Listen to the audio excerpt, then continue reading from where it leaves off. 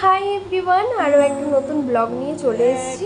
ওই দিন আমি আর ভাই মিলে যাচ্ছিলাম কোচবিহারে। ও হচ্ছে আমার মেজো মাসির ছেলে। ও আগে এসেছিলো কোচবিহার থেকে আলিপুরে।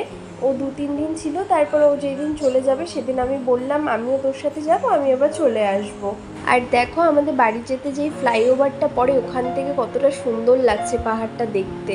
সকালবেলা থেকে এত সুন্দর ছিল ওয়েদারটা, তাই আমি ওকে বলেছিলাম তোর সাথে আমি কোচবিহারে যাবো। আর দুপুরবেলা দেখো ওয়েদারটা, আমাদের বের হওয়ার কথা ছিল 1টার সময়, ও 1টার মধ্যে রেডি হয়ে গেছে। আর আমি ওকে শুধু ওয়েট করাচ্ছিলাম। আমি বলছিলাম দাঁড়া 1:30টায় বেরোবো, 2টায় বেরোবো, সেই লাস্টে গিয়ে 2:30টার সময় বের হয়েছিলাম।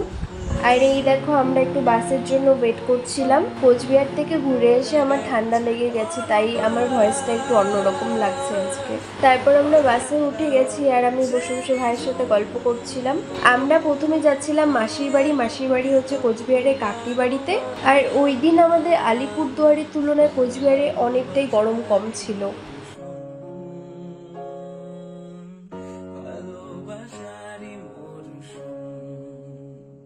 আমরা 2:30টা নাগাদ বাসে উঠি আর 3টের আগে আমরা কাকরি বাড়িতে নেমে যাই। কাকরি বাড়িতে নেমে ওখান থেকে টোটো করে আমরা যাচ্ছিলাম মাসির বাড়ি। মাসির সাথে 5 থেকে 10 মিনিটের মতন কথা বলে আমি আর ভাই মিলে আবার বেরিয়ে যাই একটু ঘোরার জন্য। আমার আর ভাইয়ের আজকে প্ল্যান ছিল যে আমরা একটু বাইরে লাঞ্চ করব, কিন্তু কোথায় করব সেটাই ভেবে পাচ্ছিলাম না। দুজন মিলে সেটাই ডিসাইড করছিলাম কোথায় যাওয়া যায়।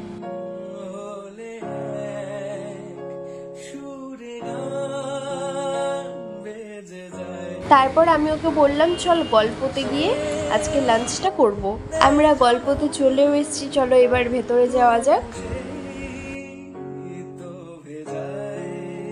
গল্পতে আগে আমি যাইনি, এই প্রথমবার গেলাম। আর ওখানে অ্যাম্বিয়েন্সটা আমার বেশ ভালোই লাগলো। তারপর ওখানে গিয়ে আমি ওকে বললাম কি খাবি বল, আর ও বলবে না, কারণ যতবার আমি ওর সাথে খেতে গেছি ও এমন এমন জিনিস অর্ডার করে আমরা দুজনের মধ্যে কেউই খেতে পারি না, এত বাজে জিনিস অর্ডার করে ও।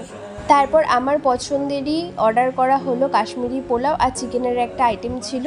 খাবারটা বেশ ভালোই ছিল। তারপর ওখান থেকে আমরা 5টে নাগাদ বেরিয়ে পড়ি, কারণ আমাকে আবার আলিপুরে ফিরতে হবে তার জন্য। তারপর ভাই আমাকে বললো তুই রিলস বানাতে ভালোবাসিস, চল তোকে আমি একটা জায়গায় নিয়ে যাব, ওখানে গিয়ে তুই সুন্দর করে রিলস বানাতে পারবি। ও আমাকে নিয়ে গেছিলো কোচবিহারে ইউনিভার্সিটির ওখানে। আর ওয়েদারটা দেখো তখন কতটা সুন্দর ছিল। আর এবার আমার কাজ হচ্ছে ওর মাথাটা খারাপ করে দেওয়ার।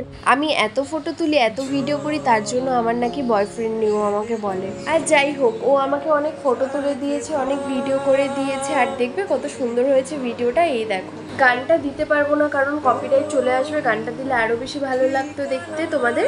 তারপর দেখছিলাম ওয়েদারটা অনেকটাই খারাপ হয়ে আসছিল, তার জন্য ওখান থেকে আমরা তাড়াতাড়ি করে বেরিয়ে পড়ি।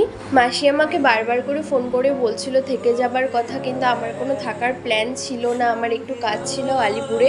আর মা আমাকে বলছিল যদি থাকিস তাহলে থেকে যা, আর যদি না থাকিস তাহলে তাড়াতাড়ি করে সন্ধ্যের আগে গাড়িতে উঠে পড়বি। তারপর 6:30টার মধ্যে ভাই আমাকে বাসে উঠিয়ে দেয়। আমি বাসে ওঠার সাথে সাথে বৃষ্টি শুরু হয়ে গেছিলো আর আমি 7:30টা নাগাদ আলিপুরদুয়ারে পৌঁছে গেছিলাম। তো এই ছিল আজকের একটা ছোট্ট ব্লগ। দেখা হবে অন্য কোনো ব্লগে। টাটা।